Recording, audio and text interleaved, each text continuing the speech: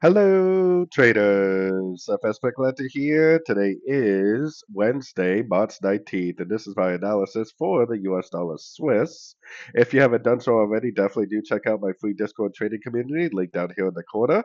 Don't forget to check out my website, fxpipcollector.com, if you'd like to get access to all the benefits listed below and more.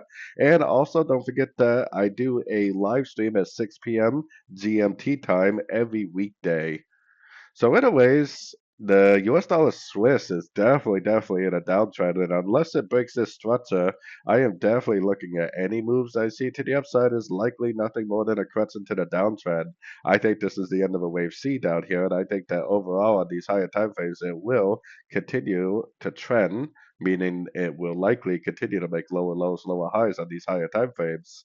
So keeping that in mind, taking it down to the 1 hour time frame, we got our Fibonacci retracement on this last move down.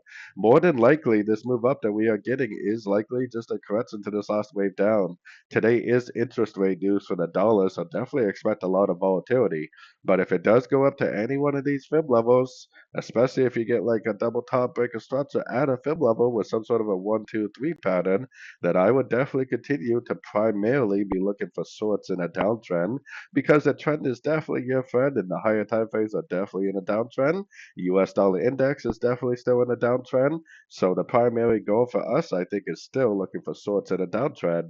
Which Fibonacci level it goes to, I have no idea. So if you are trading a very short time phase, I guess you could be looking for longs up to a fib level. If not, you're probably waiting for a nice Fibonacci bounce to go short again for the continuation of the downtrend. So anyways, don't forget to join my free Discord channel linked over here in the corner. And as always, thank you for watching and happy trading.